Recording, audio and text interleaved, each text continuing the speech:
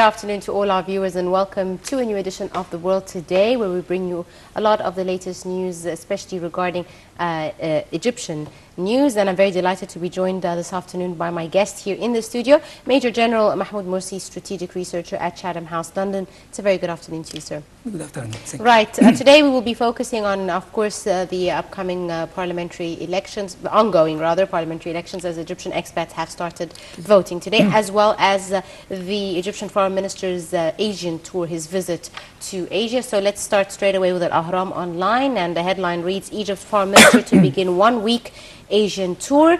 The tour will include visits to Japan and South Korea.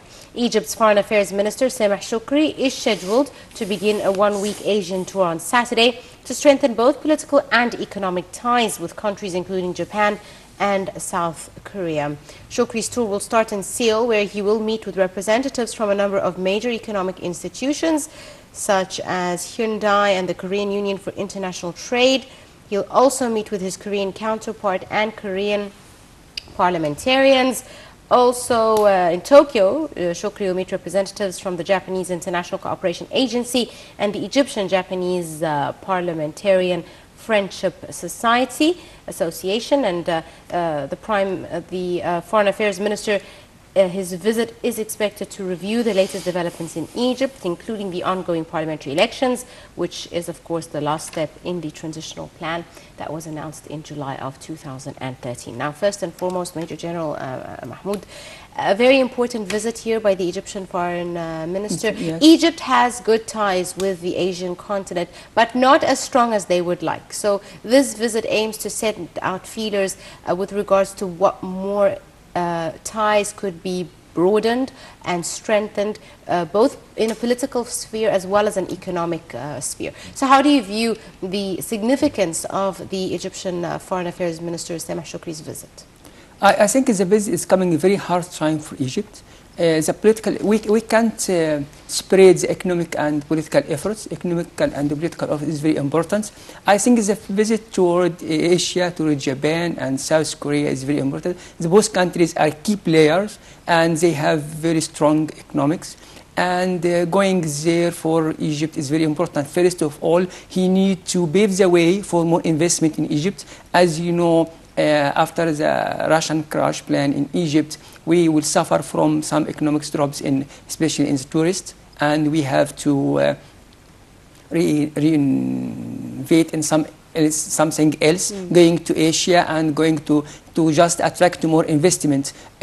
More also the efforts in Egypt, as you know, the presidencies have signed the contract for atomic power reaction in Daba 2 days ago, and will more electricity, and this will cover more country, more resources coming to Egypt. So the visit have two sides. First of all, have economic efforts and have political efforts. For the political side, as you know, is coming with the elections, and we have more stability, and the political stage in Egypt will be more stable, and also security situations in many parts in Egypt. On the second side, will be the economics to attract, never economics investment coming to Egypt if there is no instability or security, even in the political side. So I think the visit is coming very strong, very hard time, very important time, and I think we will see more coming from this visit. Indeed.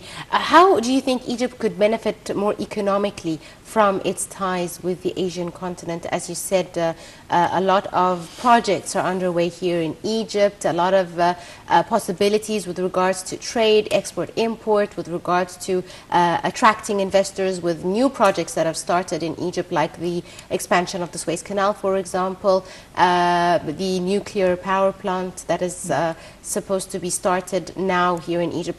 A lot of ties could be economically strengthened, especially with the Asian countries like Japan, for example. Okay, as you know, these countries have many things, seems similar to Egypt. They have the same people, same populations, overpopulations, and they have not many natural resources. The same situations here, and also we have started at the same time together, and so to go there and have the experiment their expertise, their what they do in the last 10 years, last 20 years will be very important to Egypt. Also, these countries is looking forward to have more investment overseas. And Egypt, I think in next 10, 20 years, Egypt with the Suez Canal, with building more factories, more projects will be supported by this country. This country looking for more investment. I think Egypt will be a good chance for them, a good opportunity to build more in Egypt. Absolutely right. Let's go to Al-Ahram Online, and the headline reads, campaign silence begins ahead of the second round of Egypt's parliamentary polls. The campaign silence for the second stage of the parliamentary election began on Friday and will last for 24 hours, with voting kicking off at Egyptian embassies today and at domestic polls on Sunday. The silence process mandates that all forms of electoral campaigning stop, including fieldwork and media appearances as well by the candidates. The second phase of the voting in the long-delayed polls included 13 of Egypt's 27 governorates, namely Cairo, Qalyubia, Daghliya, Menoufiya, Gharbiya, Kafr al-Sheikh, Sharqiya, Damietta, Port Said, Ismailia, Suwais, North Sinai and South Sinai. Voters, meanwhile, abroad can vote at Egyptian missions on Saturday and Sunday, whilst local voters will go to the polls on Sunday and Monday. Now, for some statistics, very quickly for our viewers, a total of 282 seats will be up for competition in this stage, with 222 seats up for grabs by individuals and 60 seats allocated to party-based lists. The 222 individual members of parliament will be elected from 102 constituencies, whilst the 60 party-based members of parliament will come from 2 large constituencies.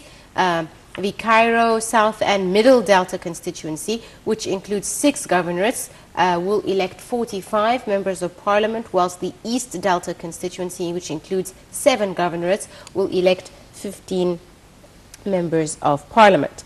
Again, for more information, the results of the stage will be announced on November 24th, whilst the runoff round will start abroad on the 30th of November, 1st December, and for residents in Egypt on the 1st and 2nd of December. The High Elections Committee will announce the final results on the 4th of December.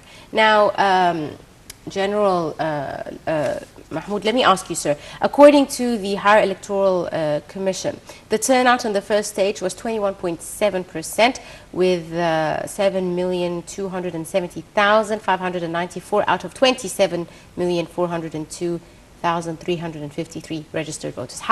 What are your expectations regarding this stage in the parliamentary election? Okay, as you know, this is the first step for Egypt towards the path to democracy. And I think to get the parliament on the ground is a very important one. But we have to look to it to both sides. As you know, the elections is coming in Egypt very hard time. We have many anxious toward democracy, investment and political situation in Egypt, and Egypt is also suffering a lot of troubles in board and outside. So the election is coming very hard time with the parliament. It's very important to come to Egypt. This is one step.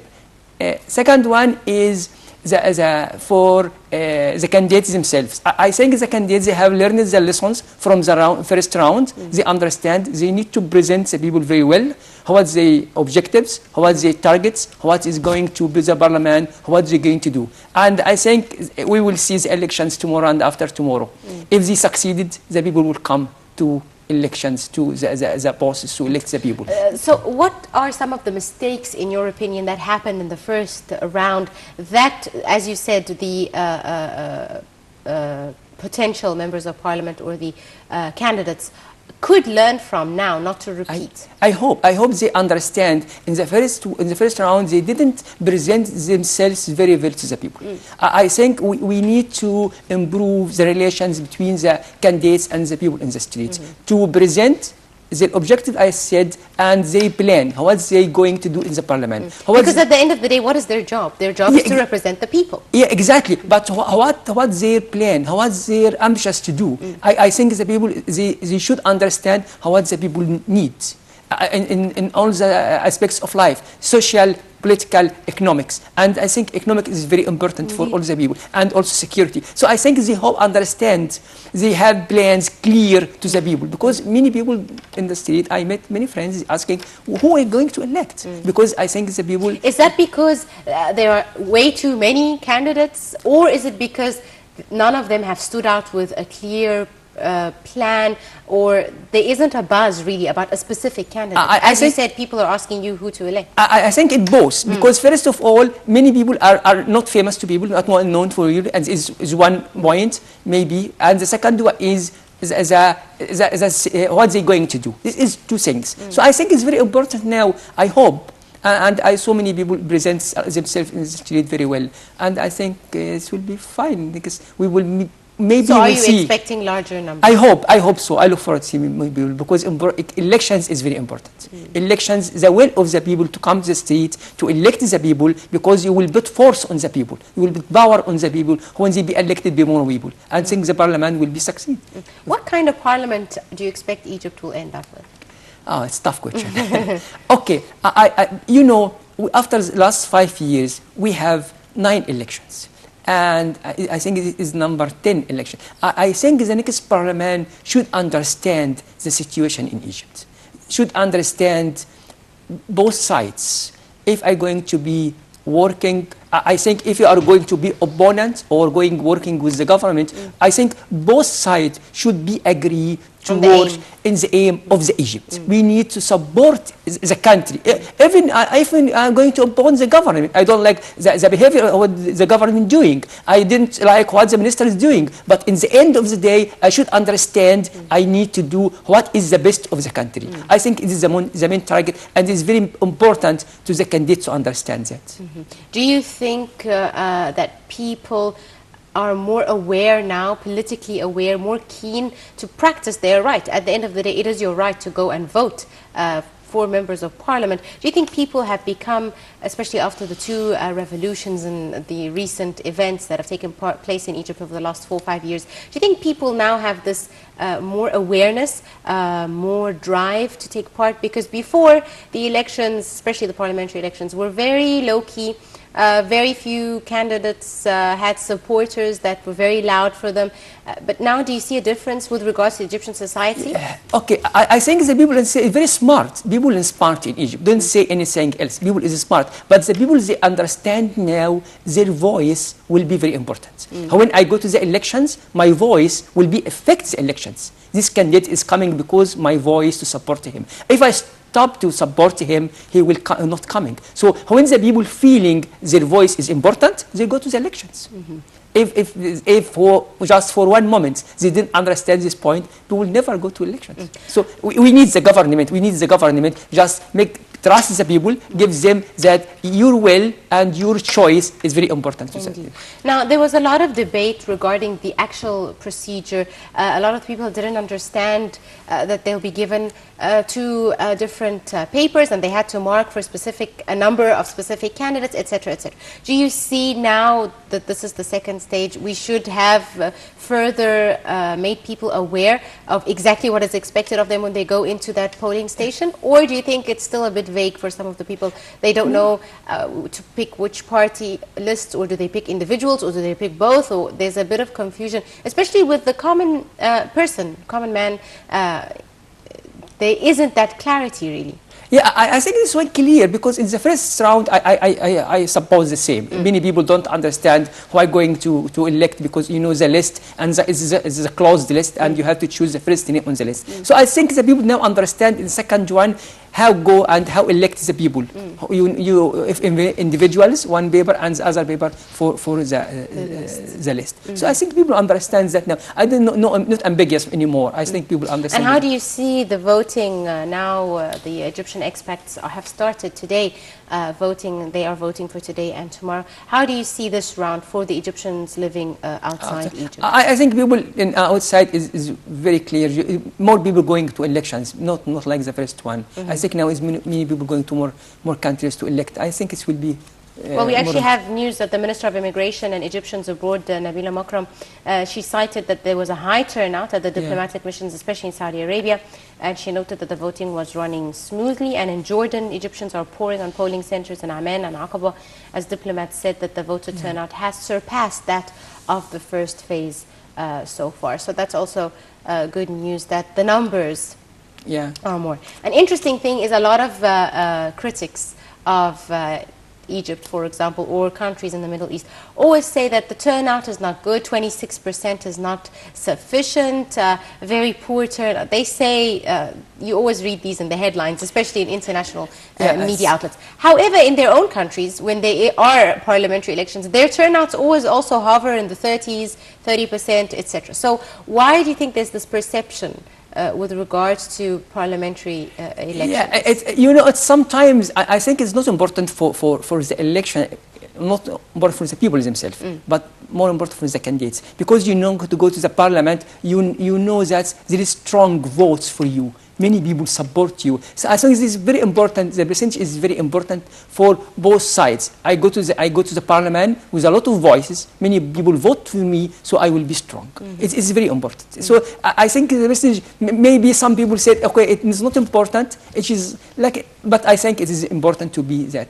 As you know, yesterday in the United Nations, France have voted for many people to support fighting Daesh in Syria, and also, for example, Putin was saying that after now 2-3 weeks, he's saying that air power is not enough and we need to do more. I think more countries. So I think we need to be more involved in the situations in Egypt, and in Egypt, like elections in the parliament, and also what is going around us. Now, regardless of the situation with the terrorist attacks in our neighboring countries, plus of course a lot of question signs, our fight against terrorism here in Egypt is also very strong and ongoing. Do you think that after the completion of these parliamentary elections, the last stage of the roadmap that was set out by President Abdel Fattah al-Sisi, do you think after this is complete, the Egyptian parliament is present in their seats doing their job? Do you think this will give a positive message overseas? Now we have a constitution, we have a parliament, we have a presidency, we have a government, the system is smooth. Do you think it will encourage investors, give them a sense that there is a stability, there's a rule of law on the ground in Egypt for them to come and invest in Egypt? I think it's very important because, with the parliament is coming now, because the legislations of rules will coming to go to the parliament. The parliament will review all the rules coming by the president in the last 2 years and will examine everyone and just review it. I think the parliament is very important for the law in Egypt. Just these institutions who goes to give many law to support the Egyptians and the government and the people. So the parliament itself is very important and will give more stability, more security in Egypt, and give the people just a kind of democracy. So it's very important. I think the parliament will support, I think at least not less than 80% the situations in Egypt and the image of Egypt in the face of the world. So I hope people coming to the streets and support their candidates and vote for them. Indeed. And how do you see the security situation regarding the voting itself? A lot of police and army forces are out on the streets guarding all the polling stations. How do you view I think the military and the police were very expertise in doing this. I think 3-4 times doing it. And I think, and I talked with many officers. I think they arrange it very well. They understand how the mistakes in the last 2 years. So they have a lot of plan and support. And I think that the situation is going very smooth and very secure. So it's very important. That's very important indeed. I want to ask you about the parties that are based on religious basis, like the Noor Salafist party. How do you think they will fare this time around?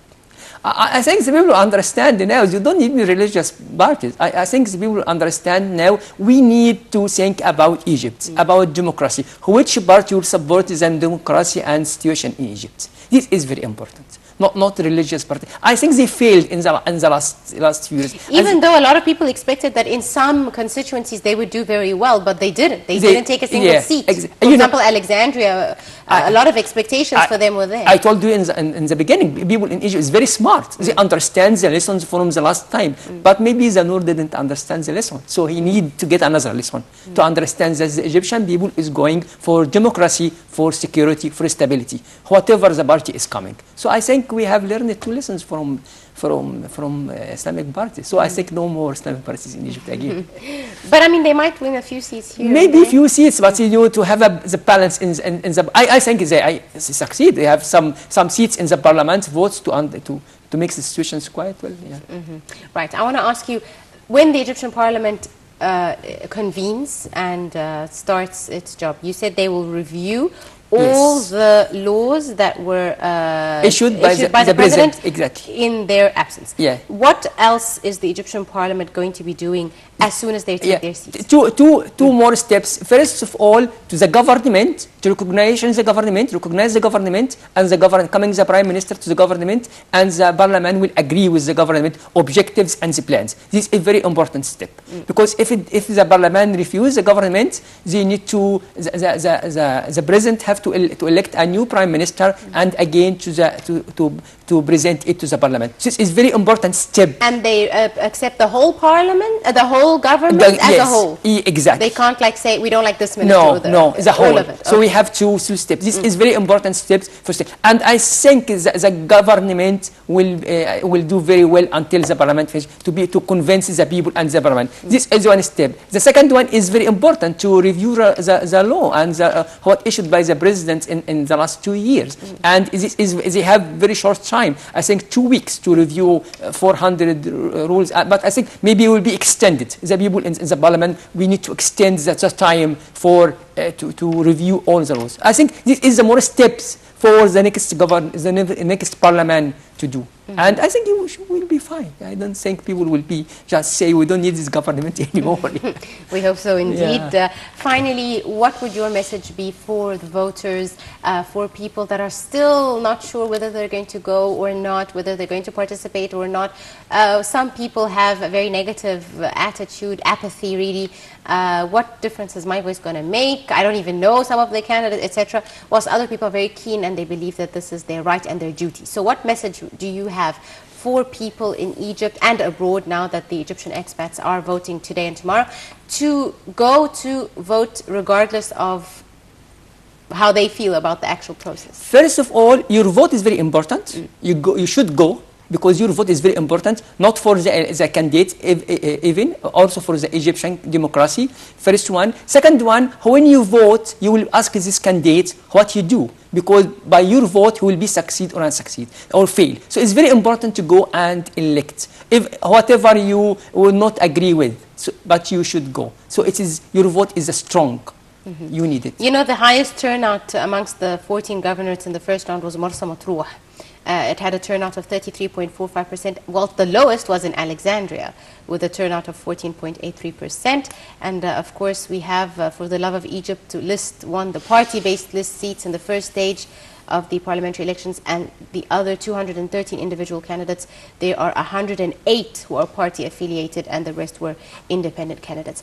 Finally, again, the independent candidates, how do you see their campaigning? How do you see some of the candidates? Do you see them as stronger than every previous parliamentary elections? Yeah, I think the independent is going to fight for this parliament, both of sides. Because the party-based candidates are already supported, but the independents... The independents, they need, first of all, a lot of them are very good people, very people need to show themselves, to just they have something to do. So I think it's very important for them to have their clear plan and objectives for the elections. Yeah. Right. Major General Mahmoud Morsi, strategic researcher at Chatham House, London. I'd like to thank you very much, sir, for joining us on this edition of The World Today. Thank you very much. It's my pleasure to be here. With that, ladies and gentlemen, we wrap up this afternoon's edition of The World Today. My name is Anjuma Hermani. Thanks for watching.